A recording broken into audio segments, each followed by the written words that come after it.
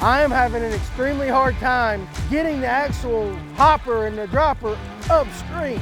Listen, I'm throwing like ounces into the wind. It's like insane. Welcome to Diving Deeper with the Real American Road Trip, where we get to share with you some additional content from our trips across the country.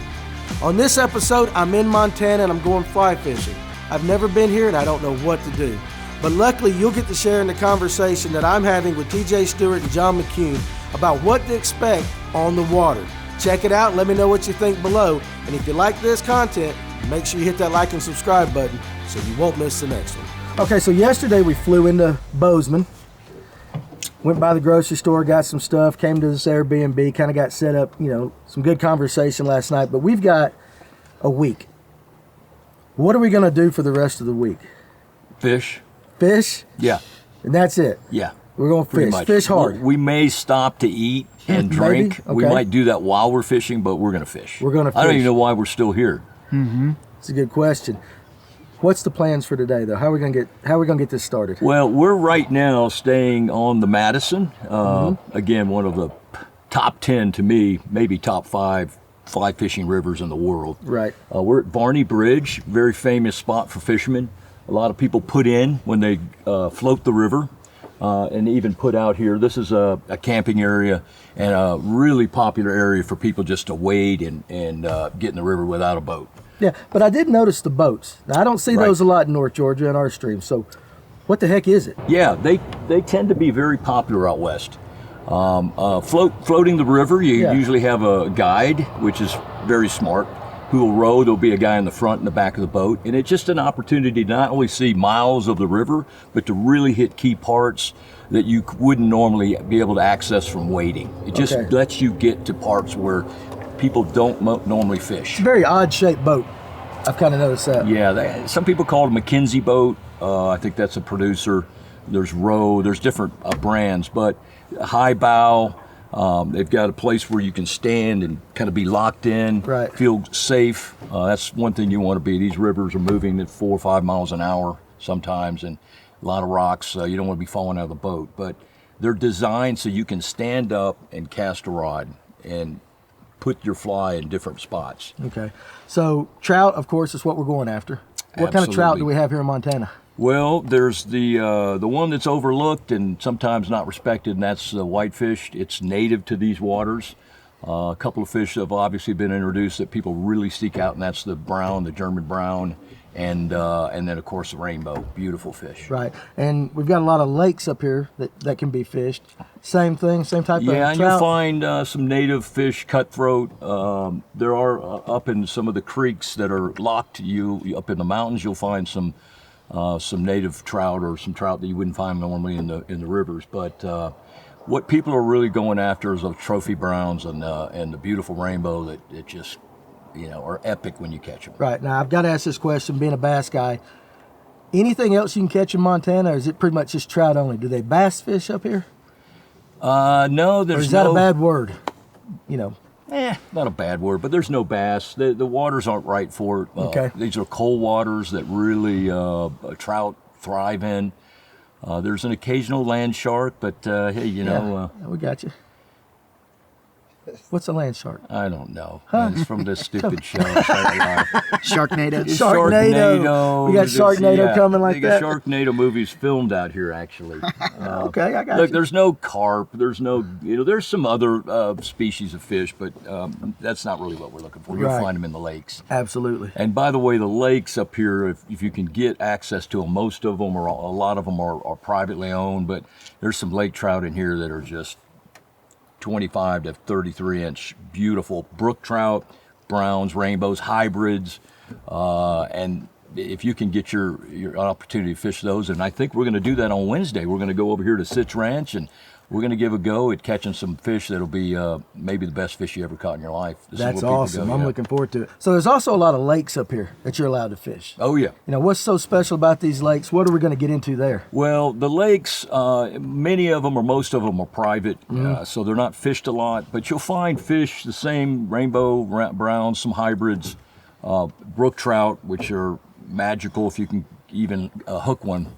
But those fish are just really tough, but they're the trophy fish. There's a fish that are lifetime fish where you want a picture with those that you see. Right. And people, those are trophy fish. A lake brookie is a bucket list fish for me. A big lake brookie, man, it would change my whole life. I'd love that. Yeah, good luck catching one. I know. A lot of times you only know how big they are because they're jumping out of the water in the middle of the lake after they broke off and they're trying to get the tippet out of their mouth. They're very tough to catch. They're powerful. But yeah, we're going to fish some of these lakes with my good friend Chris Leach. Yeah. He's an outfitter here locally, and some other guys that come out here. We're gonna give a go on Wednesday and maybe Saturday in Idaho. There's another great lake that just to be able to go on the property is great. That is awesome. We'll land some, and it'll be a lot of fun. Be a great experience. I want to ask you, TJ, what's your expectations from this trip? Well, for me, the Madison is a bucket list river for me. I've wanted to fish this river, and then I want to fish the Patagonia in Argentina.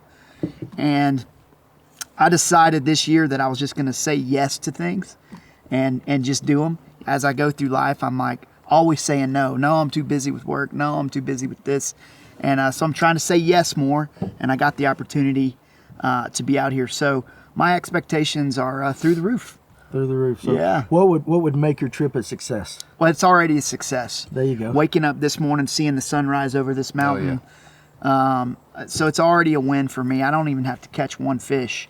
But to be out here on this river, fishing for trout with my friends, my tribe, that's a win for me. Yeah, but awesome. But I will say okay, this. here we go. We got a butt. I will say this. Got a butt.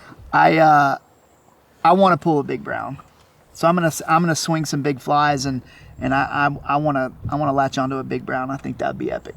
So this trip's it was thrown together pretty quick. Mm-hmm. How you been thinking, preparing in your mind for it? Just can you sleep at night? Oh yeah, man. I was thinking about it last night. Actually, when I was going to bed, I think I'll probably miss my first couple, because I'm all jittery.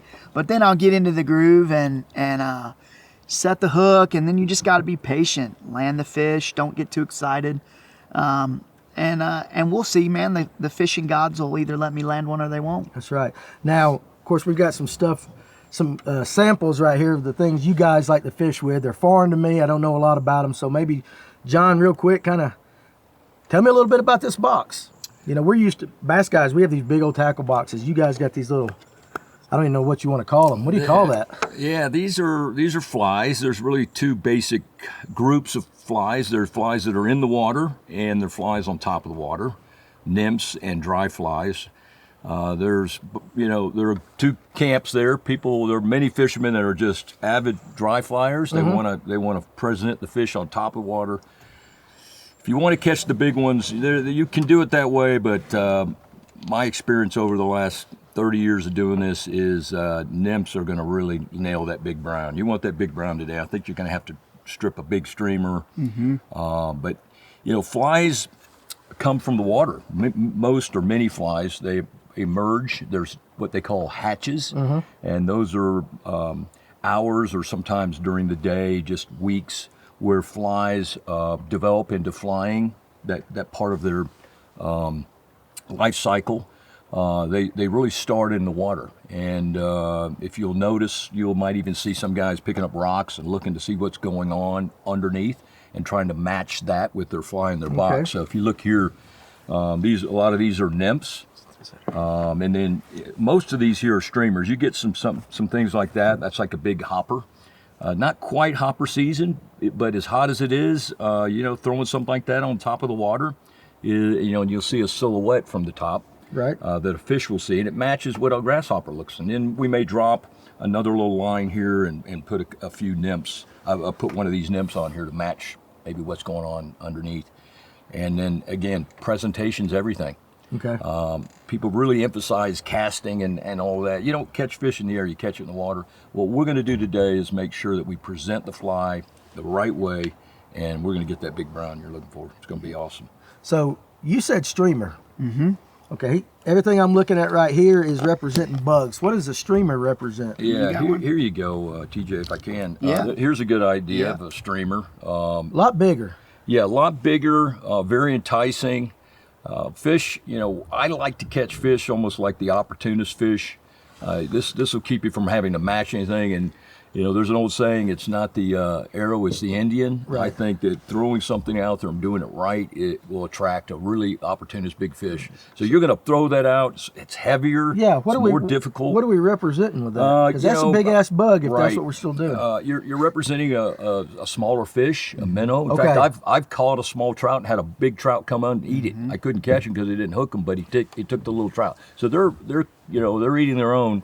So they're predators. Sure, if you're out there throwing it and putting it in the right space and you're stripping it hard and you're making it, they're always the fish eat, swim, and that's pretty much it. So they're looking all the time for food, and if you could put this in the right place and strip it and get that fish to move, great chance you're going to catch it. Okay, so that would be that. But if the fish is finicky, that's when you're going to go to more the nymph pattern and stuff like that, or being a lazy fisherman will get you nowhere. You have to really constantly be willing to change your flies, do a different presentation, look at the fly box. I mentioned earlier about getting expert advice. Fly shops like the one we're going to go to here in a minute, tackle shop.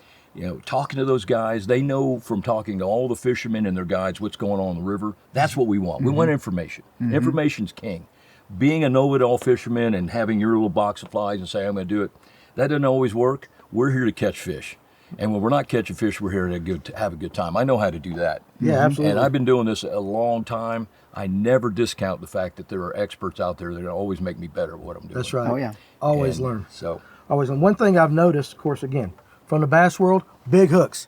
We like big, beefy hooks. Right. Everything you guys, these are some small hooks. Now, to me, I catch brim and stuff with these hooks. You guys are talking about catching trophy rainbows and stuff like that. So you got to be playing them somehow. There's got to be some kind of technique. yeah, look at that. That's what I'm saying. I can't even hook. see that hook right there. Why would a big fish eat that? I used to struggle with that. I want a big woolly booger. I know guys that all they fish is woolly boogers, and they do well with it. But I mentioned the hatch part. Right. You can't get full on a piece of popcorn, but a whole bucket will do you well. So That's if you right. match a hatch going on, and again, hatch being numerous thousands of potential bugs that are evolving and hatching, and you match that, the fish are moving. They're willing. Fish are not going to trade their effort for less return. That's just the way God made them. They want to spend the energy to get more return. So if there's a lot going on and there are a lot of these out there, they're going to hit it. Okay. Or hopefully they're going to hit it, especially if you present it right. All right. So, question for both of you. I don't care who answers this, but the hatch in Tennessee versus the hatch in Montana, similar, different? I'm sure the bugs are a little bit different, but is there like similar patterns? You talking about girls? Well, yeah. Whatever you want to talk about, Well, as it's my first day in Montana, I will defer to my good friend John. Well, again, back to the Indian arrow thing.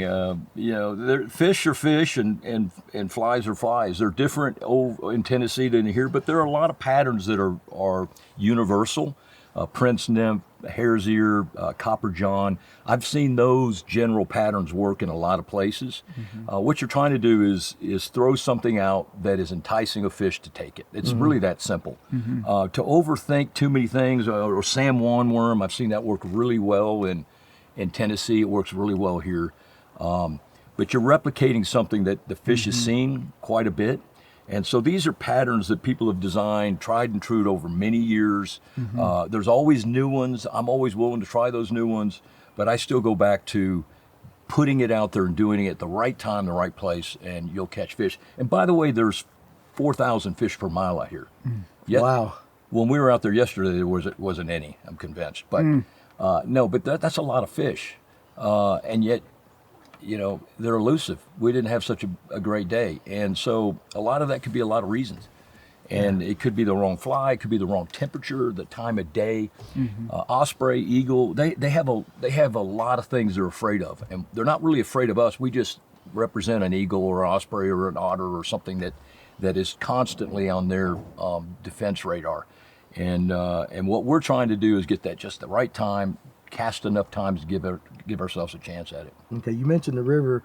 You know, from just viewing it, it looks pretty fast from where we're at and when we saw it yesterday. So I'm used to more of the lazy type rivers and streams. This one's moving pretty good. Yeah, and that really works in our favor. If fish realize they have just a millisecond to take something that looks right, they'll do it. If you're in a pond or a lake, fish have a little more time. They will look at it. They may come up and so you really got to be almost perfect. Here, you really, if you put it in the right place and strip your streamer, like you're looking for that big brown, you put it in the right place and he has a second to think about it, you have a better chance than, say, a lake. And all of it involves presentation, all of it. And a lot, just like bass fishing, with streamers, that's almost an angry strike. If you fishing for bass, you can get that angry strike, run it over a bed, and they'll just hit it just because they're mad. And sometimes you can get the right streamer out there, and they'll hit it because they're just like we call that or competition. Competition. Like you know, if there are other fish around and you present it right, it's I either get it or the other fish gets it. That's right. Here you don't have really that time because of the water movement, which makes it difficult because the water 4 or 5 miles an hour, 3.5, whatever it is it works in our favor, but so we don't eliminate necessarily a competition of another fish.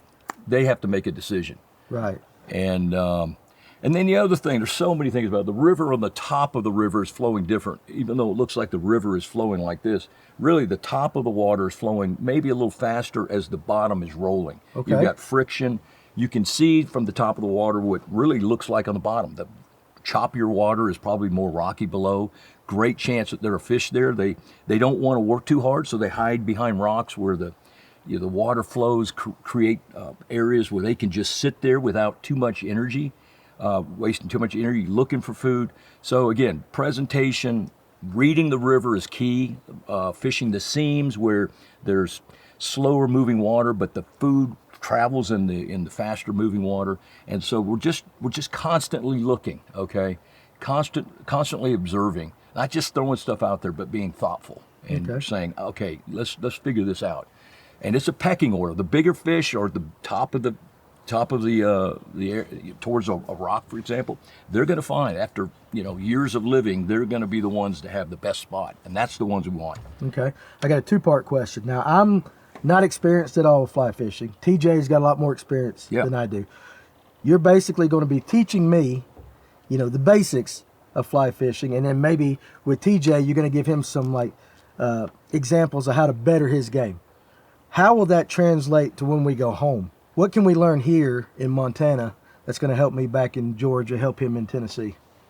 What kind of lessons? That's a great question. I think this sport loses a lot of people because it's just overcomplicated. People overcomplicate it. People it's like playing golf. I just want to enjoy the game. Teach me some basics. So that's a great look. Let's not overthink the cast. Let's not overthink anything really, but let's just learn first and foremost, how can we take this fishing rod and not get all tangled up on ourselves and present this out on the water and get our best chance at catching a fish, and then learn how to do that better and better. I don't expect you to shoot under par the first time you play golf. I hope not. But you can hit the ball, right? And to me, the old saying, the tug is a drug. We just want to fish on the line. We want to enjoy this, and we want to have some success. Too often people come out here and ask too many people. It's kind of like the guy that's learning how to water ski and there's 9 people in the boat yelling, lean back, sit on the back of the skis, you got to stand up. And the guy in the water hates everybody in the boat. Let's eliminate that. Let's go to the experts. They're going to be at the fly shop, the tackle shop in Ennis. They're fantastic people. And let's just be honest to where we are. A lot of people want to act like they're better than they are. Look, we want to have a good time. And part of that is just the beauty alone. Right. It's very intimidating, like most things, but let's try to keep it simple. And that would probably be the best advice. Keep it simple as you can, and start with where you are in fishing. Right, and that translates to you too. I guess you probably could overthink it because you want that trophy fish. Oh yeah. So you probably could frustrate yourself if that doesn't happen, spin out a little bit. So if he keeps it simple, regardless of what he's going for. Same thing. It applies across the board. Well, I've said it before and I'll say it again. You catch fish in spite of yourself. It isn't about you. It's about that fish and how you can catch it. That's right. Okay? Yeah. So don't complicate this. Yeah. And you know, laugh at yourself. When you get tangled up, I have no problem with that. learn to, go sit down and relax and look around and go, we're not in a hurry out here. No, we're not Okay, in a let's hurry. disconnect. And let's connect to nature. Let's connect to the water. Let's connect to each other. Try to turn off the noise. I mean, take advantage of. Let's take advantage of this week and turn off the noise. Absolutely. And it's not about how many. It's just about The experience. the experience. It's about the experience. Even just sitting there tying your flies. I've been tying flies all morning, not making the flies, but putting little leaders I together. buy my own flies. Say what now? I buy my Oh, I own buy flies. mine too. I was getting I don't my tie next them, yeah. question. I was going to ask if you tie your own My stuff. fingers but- are too fat for all Shit, that. I haven't tied a fly ever. Okay, Yeah, that's, yeah. that's great. I mean, why should I tie a fly? I don't want to. I Yeah. want to fish a fly. No offense And- to the guys that love that. Oh my God, no! It's an art. Yeah. I love watching it. I've seen it. I've got a buddy that owns a company called Fair Flies Pivot. They make some of the best fly tying equipment. It's a company called Wasatch Tools. Yep. Or Wasatch, a couple of ways to pronounce it. And Pivot, Fair Flies, awesome part of their company where flies are made through women that have been in sex trafficking, that they have pulled out of that, and they get 10 times what a man makes in Tibet and places like India. That's awesome. And a tremendous company doing wonderful things for the fly fishing industry. But fly fishing is a small part of their huge company. But through Pivot and Wasatch, there are a lot of people that enjoy making flies. I don't. I enjoy buying them and using them. Yeah. But it is appreciated because That's they're not all the same. Just having this same fly pattern is made by lots of companies, but they're not all the same. And the artful part of making a fly is really important. Again, we want this to look exactly like what's in the water, and we want to match that. We want to present that, and so we rely on good places. The tackle shop, Yeah. the people that produce their flies and that are involved in their partnership with this, total trust in that when they tell me this fly's working, it's going to work. Then I know it's me. Then I know I'm not presenting it right, or perhaps other things, the water temperature, time of day. From the bass world, when I see trout, when I think fly fishing, what pops into my head first and foremost, you've got this old guy in the middle of a river. Yeah, he might have a cigar, but he's got all this ridiculous looking stuff. He's got tools hanging from his chest. He's got these, fancy waders, this real nice net hanging out. And to me, it's like, man, that is so much overload. Now, is that the reality, or, what's the truth in that? Am I wrong in that? Because it seems like that's the perception that gets pushed. Yeah, I think that it's overthought. I said earlier, don't complicate this sport. It's just really not too complicated. Yeah. We want to fish. I'm a minimalist. Okay. When we go fishing this week, you're going to see me pretty much wearing this. I may have some clippers and a fly box. Right. But really, I think it's again more the Indian than the arrow. Now, I But you think know a what lot I'm of, saying. You know the image. and Well, and I want to say this. The reason I got into fly fishing was because the river runs through it, the movie.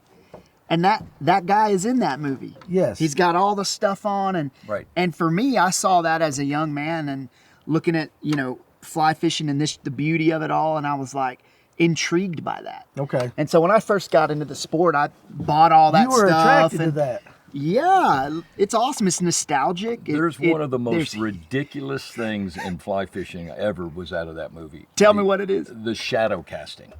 Oh, yeah. I don't even know what the hell y'all are talking Brad about now. You've Pitt's, lost me. Brad Pitt. I don't think he actually ever. I think it was actors doing it, other real fishermen. But he talked about fly shadow casting in that movie, and that he could cast a rod with the line so beautiful that it would make a brown trout rise. Oh, it hooked me. Never. It hooked me. Yeah. Oh, it got me right here and dragged me into the sport. So Ridiculous. regardless if it was ridiculous or not. Well, you don't want to look. You don't want your was- line to look like an osprey or an eagle or something. I mean, that's a great way to make a brown trout just dive. Listen, So it's not the truth. Well, it makes for beautiful movie. Okay, yeah. And it was a beautiful But- cast. but and it caught you. it caught a young man who caught you. wanted to get into Right. something nostalgic. Right. But I'm probably more a minimalist like John. I have this right here. This is all I take. Okay, see, that's more along the one bass. little I can bag. handle that. All my stuff fits in there. Yeah. That's perfect. I do the same. I got a little Filson fanny pack. Fanny pack. And I probably and to will be bring honest, that less. makes sense for John, a fanny pack. Right, Fanny pack, exactly. yeah. No, I actually don't even bring that too much. That's if I'm going to be a long way. You know, vests are great. They really are. There's a lot of things, especially if you're going to be gone for a while, that you can put in a vest. Nets are good. I don't fish with a net. I think nets can be harmful to the fish, Right. By nicking its outer cover, which die a slow death. There's a lot of things. Big fish, it's really better to have a net. But on this river, I don't know. We're talking big 25, 23 incher. But I believe in just getting that fish in with wet hands. So I don't carry all that stuff. But there are lots of things you could put in a vest, water, and a jacket. But In the end, do what you want to do. If you want to dress up like a character, have fun and do it. If you want to be a minimalist, have fun and do that. Like, it's just about getting on the water and having a good time and enjoying it, enjoying the fish. But I don't the think the minimalist is given the exposure as much as the guy with all the. It's kind of like when a guy comes in our store. Yeah. There's two types of baits. There's ones that catch fish and ones that catch anglers. Oh yeah. And every company puts them out. Well, you just said it. Yeah. This is an industry, okay? Yeah, you just said it. It's an industry. And listen, and we have friends, including Jeff Coffey, who owns this company, and my good friend down here, Chris Leach, and some other people we're going to meet, the tackle shop. They're in the business of selling product for this. And most of the things there are important. And I'm always a sucker for buying a cool new little thing. Yep. But it comes down to it, I want to catch a fish. And also, I talked about turning off the noise. I don't want all this stuff on, personally. I've done it, but I just want to get out and be around and fish. And I think if you have one box of a variety of really good flies, tried and true fly, you're going to have a great chance of catching it. And then bring, 20% of them are new and different things. Right. But I have closets full of equipment and product, and I'm glad I have it. But when I go fishing, I narrow it down to just the necessities. Right. All right. Now, so speaking of the necessities and stuff, the rod. Okay. You guys got these really long, fancy rods and stuff. Why can't you just use a regular basic rod for a fly? Why do you have to have that rod? What is it about it that makes it necessary in trout fishing? Well, there's a big difference, and TJ, I know you know this. There's a big difference between the type of fishing we're doing, right, and the type of fishing you normally like, say, for example, bass fishing. Right. In bass fishing, the weight of the line or the weight of the rod is actually the lure. So when you're casting, you're throwing the weight of the lure. Here, there is no weight on a fly even as light as that. That might be as heavy as we use. But a fly this big doesn't have enough weight. So the weight in fly fishing is the line. So what we're casting is the line of the rod. Okay. And so we need a longer rod with power. That's what you get out of these rods. They don't have to be expensive. And so learning how to cast the line, and then when the line's out, we have 8 or almost 10 inches of this tippet material, which is very light, hard to see, fish can't see it. And so we're throwing that where the last 9 or so feet will present this fly on top or under the water in a way that won't spook the fish or deter kind of what the environment is. And bass fishing is completely different. Same idea though, we want to lure this fish into thinking that is something that is in their diet. But fly fishing, and so we're going to learn, and we're going to keep it simple as we can, how to cast this rod and present it out there. And so I guess that is why the fly reels are designed the way they are, I guess, for like that. Right, so. And you've got a lot of line, you see these guys, and again, I think one of the things that really eliminates people wanting to get more into the sport is all of this overthinking, all this equipment. How do I do all this? I think what would help the sport, and we'll do today, is to figure out how do we take this and understand it first, and then do it in a simple way. Well, not only that, but as a young man, I was out there and I had my line up in the air and I was fishing, and there was an old fisherman on the side watching me, and he came up to me and he said, "Hey, let me tell you a secret. You're never gonna catch a fish with your fly in the air. That's right. Get it in the water." And he taught me how to roll cast. He taught me how to do these casts that are not sexy, they're not beautiful, but they catch fish. And so in the end, that's what we want to do. We want to catch fish, and it's not about all the gadgets. It's about having a good time. And And it's simple. It doesn't have to be crazy. All right, Let me see if I can answer that again. So, of the two fishing, say bass fishing and fly fishing. Right. In bass fishing, the lure itself is the weight. And so you get rods. Still important because you have to have the power of the rod to throw it, but you're throwing a weight, Right. and quite a long way, and then you're reeling it in. And fly fishing is a little bit different. Same idea that you're going to have a lure, but you're going to have what we call a tippet. It's this material, and this is a line that is hard to see by the fish.